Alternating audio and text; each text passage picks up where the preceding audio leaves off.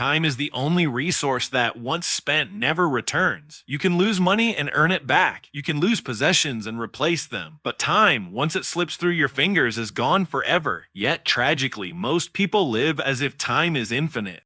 They trade their hours, their days, and eventually their lives for distractions that bring nothing of value. They scroll endlessly, they gossip, they binge on entertainment, they chase shallow pleasures. And when the day is done, they look back and wonder why they feel empty, unfulfilled, or lost. The answer is simple. They wasted their most precious possession on things that do not matter. The Stoic philosophers understood this truth deeply. Seneca wrote, "It is not that we have a short time to live, but that we waste a lot of it." Think about that. Life is not too short. It is that you have treated it as worthless. Imagine how foolish it is to leave gold on the ground while you chase pebbles. That is what you do every time you give your time to meaningless distractions instead of growth, creation, or purpose. Every wasted hour is an insult to your potential. You were not born to be a slave to notifications, to television, to shallow conversations. You were born with the capacity to learn, to grow, to build, to love, to conquer challenges. But none of that will happen if your time is poured into emptiness. The destruction comes slowly, silently. You don't notice it day by day. But one day, you look back and realize years are gone, and you are no closer to the person you wanted to become. That regret is poison. Wasting time also weakens your spirit. It trains your mind to chase instant gratification, to run from discomfort, to prefer numbness over progress. And the more you indulge in it, the harder it becomes to break free. Time wasting is not just a bad habit, it's a self-destruction mechanism, a slow suicide of your dreams. But here is the empowering truth: you can reclaim your time right now, today, by choosing to invest it wisely. Every hour can either build you or break you. You can spend it studying, working, training, creating, connecting with those who uplift you, and pushing yourself closer to your highest self. Or you can spend it escaping, numbing, and losing yourself in trivial pursuits. The choice belongs to you, but so do the consequences.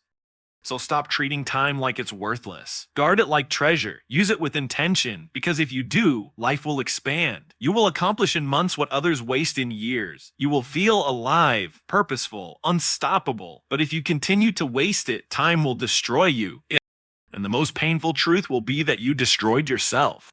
Discipline is the invisible thread that separates greatness from mediocrity, strength from weakness, purpose from chaos. Without discipline, a man becomes a slave to his impulses, dragged around by every desire, every distraction, every fleeting emotion. And make no mistake, living without discipline is not just a small mistake, it is the beginning of destruction. Because when discipline is absent, your potential dies long before your body does. Think about it. Without discipline, you wake when you feel like it, not when you should. You eat what you crave, not what fuels you. You speak without thinking, spend without planning, and drift without direction.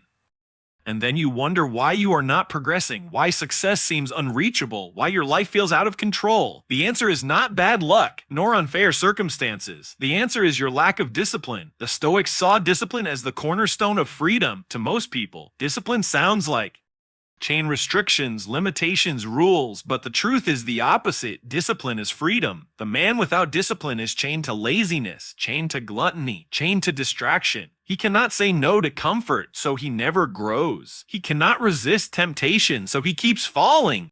He cannot endure effort, so he remains weak. But the disciplined man, he is free because he has mastered himself. He does not need to obey his impulses. His impulses obey him. Discipline is the ability to act not according to feelings, but according to values.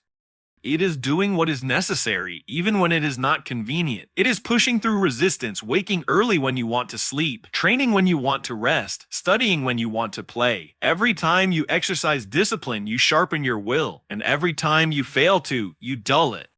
Living without discipline destroys you slowly. You don't collapse in one dramatic moment, you decay. Your body weakens because you never train it. Your mind dulls because you never challenge it. Your finances crumble because you spend recklessly. Your relationships suffer because you can't control your temper or your words. And your soul feels restless because deep down you know you are betraying yourself. But there is hope. Discipline can be forged, just like steel. You do not need to start with massive changes. You start small. You wake up when your alarm rings instead of snoozing. You finish the task you said you would finish. You choose water instead of junk. You push for one more rep when you want to quit. These small acts of discipline repeated daily transform you into a weapon, sharp, focused, unstoppable. The disciplined man is not stronger by luck. He is stronger because he has chosen strength every single day. He is not free because the world gave him freedom. He is free because he mastered himself. Living without discipline will destroy you. Living with it will make you invincible. The choice is yours: chains or freedom, destruction or greatness. Your environment shapes you more than you realize. The people you allow into your life are not just companions, they are influences, invisible forces pulling you up or dragging you down. And one of the greatest mistakes you can ever make is surrounding yourself with the wrong people, because the wrong circle doesn't just slow you down, it destroys you. Human beings are social creatures. We absorb energy, values, habits, and mindsets from those around us. You may believe you are immune, that you are strong enough to resist, but over time, you begin to reflect the company you keep. If you walk with the lazy, you will start excusing laziness. If you walk with the negative, you will start doubting yourself. If you walk with the weak, you will stop aiming for strength. It's not a matter of if, it's only a matter of when. The Stoics understood this danger. Epictetus warned that if you spend time with people who indulge in vice, it is nearly impossible not to be influenced. He compared it to walking into smoke. You cannot leave without smelling of it. That's the reality of toxic circles. They infect you slowly, quietly. And by the time you realize it, the damage is already done. Wrong people come in many forms. The envious friend who celebrates your failures more than your victories. The pessimist who convinces you that your dreams are impossible. The gossip who wastes your time with shallow talk. The reckless one who tempts you into self-destruction. At first, they may seem harmless, even fun. But remember, poison doesn't kill you instantly. It weakens you drop by drop. Surrounding yourself with the wrong people destroys your vision. They normalize mediocrity. They make you think average is acceptable. And once your standards are lowered, you stop pushing for excellence. You settle, you compromise, you lose your hunger, and a man who has lost his hunger is already halfway to the grave. On the other hand, the right people ignite you. They challenge you, they hold you accountable, they inspire you, they push you higher because their very presence forces you to rise. A single conversation with a strong, disciplined, ambitious person can do more for your life than 100 empty nights with people who drain you. If you want to grow, you must be ruthless with your circle. Cut off the voices that poison your mind. Distance yourself from the ones who celebrate weakness. Stop giving access to those who bring no value to your life. This is not cruelty, this is survival. Because the wrong circle will destroy you, but the right circle will save you. Never forget, you become what you surround yourself with. If you walk with lions, you learn to hunt. If you walk with sheep, you learn to graze. Choose wisely, because your circle is either building your empire or digging your grave. There is no tragedy greater than a man who dies without ever becoming who he could have been. Not because fate was against him, not because the world was unfair, but because he ignored his own potential. He chose comfort over courage, excuses over effort, distractions over discipline.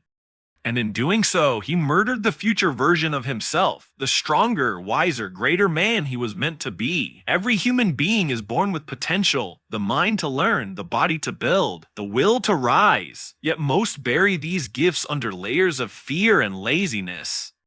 They tell themselves, I'm not ready, it's too late, maybe tomorrow. And tomorrow becomes next week, next month, next year, until life slips away and their potential rots in the grave with them. That is the destruction of wasted potential. You don't just lose opportunities, you lose yourself.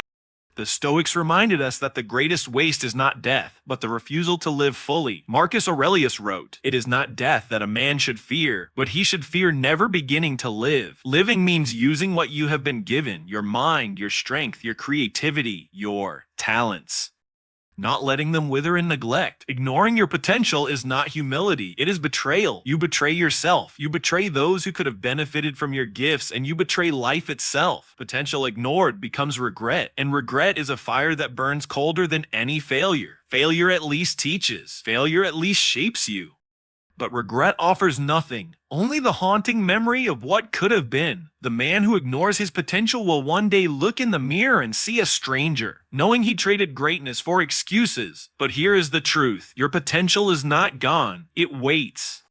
It waits for you to rise, to commit, to stop making excuses. It doesn't demand perfection. It demands effort. Start where you are. Use what you have. Push beyond what feels safe. Your potential grows the more you pursue it, but it shrinks the longer you ignore it. Think of your potential as a seed. If you nurture it daily with discipline, with learning, with relentless effort, it grows into a tree that gives fruit for a lifetime. But if you leave it in the dark, it dies before it even touches the light. That is what happens when you refuse to develop yourself. You die before you live.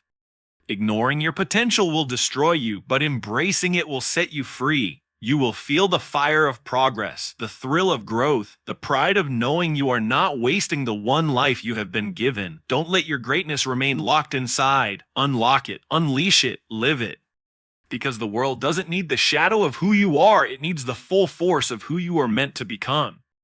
Comfort is seductive. It whispers to you every morning, stay in bed a little longer. It tempts you every evening, relax, you've done enough today. It lures you with softness, ease, and safety. And while it feels harmless in the moment, comfort is a silent assassin.